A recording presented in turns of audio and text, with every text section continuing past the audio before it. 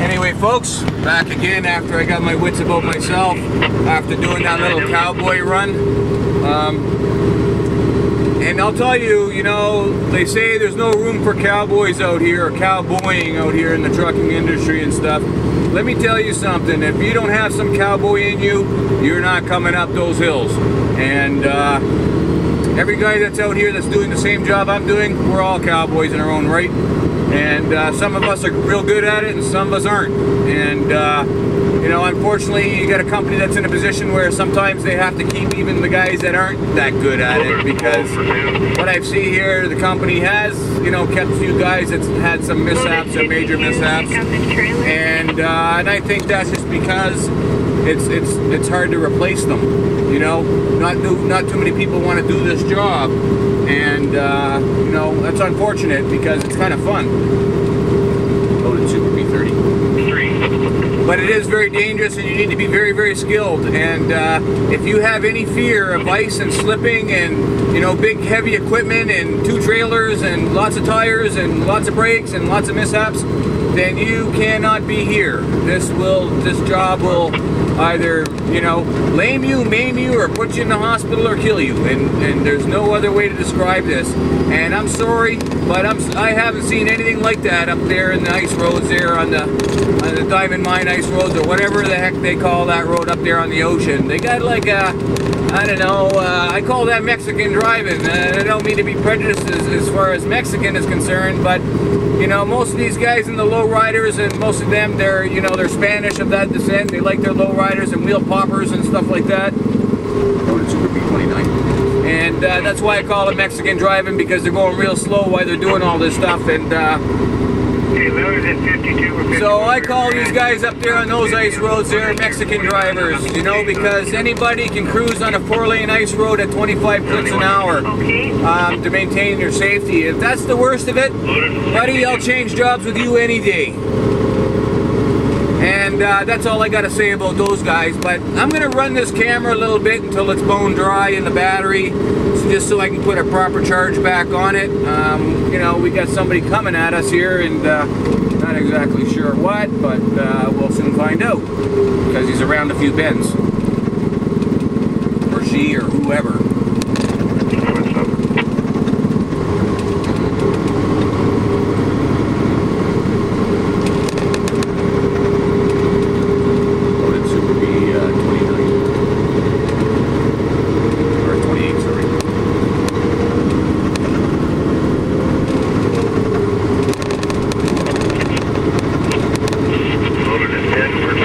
It's kind of a hairy situation out here. It's dark, slippery, lots of curves, lots of hills, lots of, you know, not so much traffic anymore. It's really died down from the daytime, as you can tell by the radio chatter.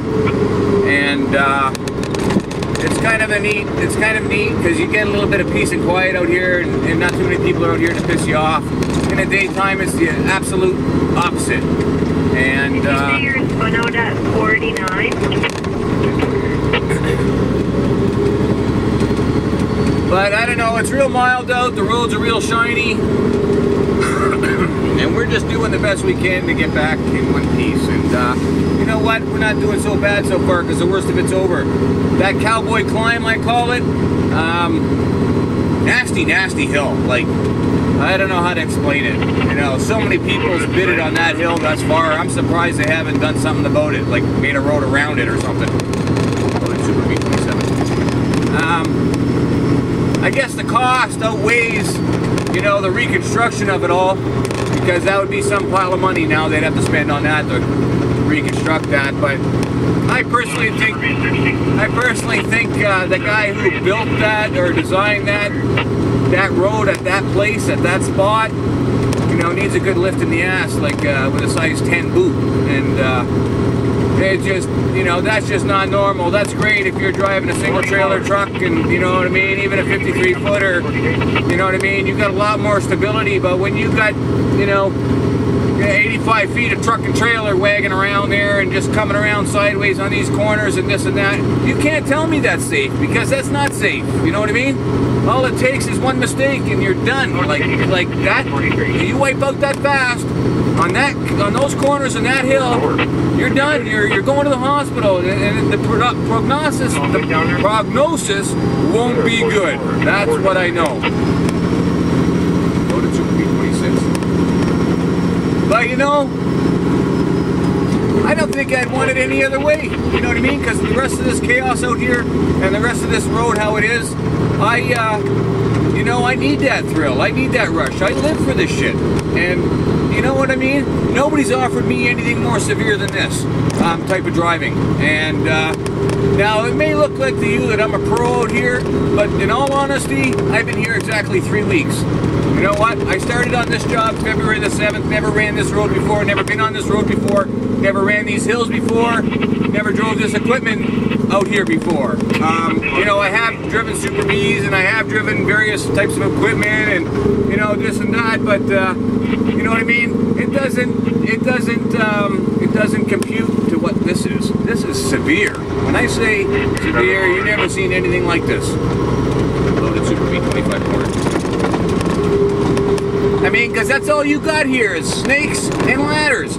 Around the corner, up the hill, down the hill, around the other corner, you know? And they're not all the same corners, you know what I mean? They're all different, they're all shaped differently, they're all, you know, different widths, and, you know, they're not all right-hand corners, they're not all left-hand corners, you know?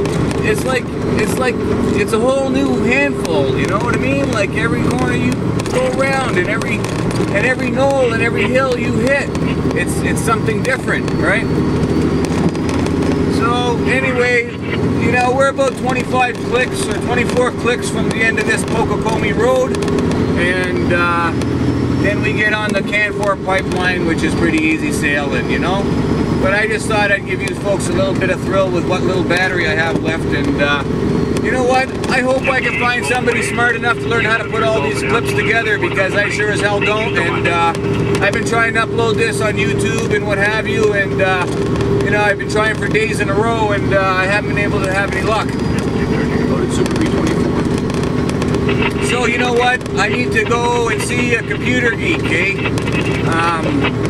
You know, I don't know if they have any geeks on wheels here or whatever, but I need to find somebody that knows how to do this stuff. And the best way I'm going to do this is I'm probably going to burn all this to CD from my computer, which I can handle, and then I'll take it to a real pro. And you know, I don't know how to go about it yet without it maybe, you know, maybe stealing my video footage and stuff there, but I'm going to make sure he signs a receipt and stuff like that on what I have on here, and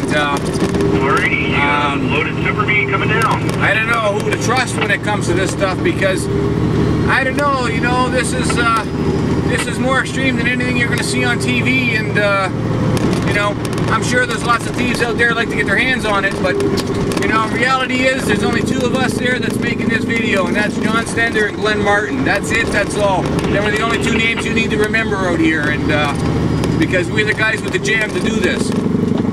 Loaded Super B23 corners.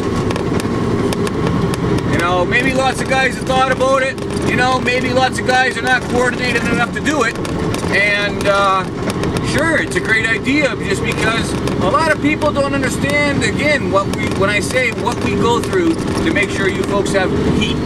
And this is just one part of it, you know. Then you got all these other guys with the blood, sweat, and tears digging, excuse me, operating other types of equipment and drilling holes and working on rigs, you know, like maybe a lot of you are familiar with it. So you put all that together with this together, and you know, the graders and the tractors together, and this and that, you might come close to having a concept of what's going on out here. And that's not saying anybody out there is not bright enough to figure it out, but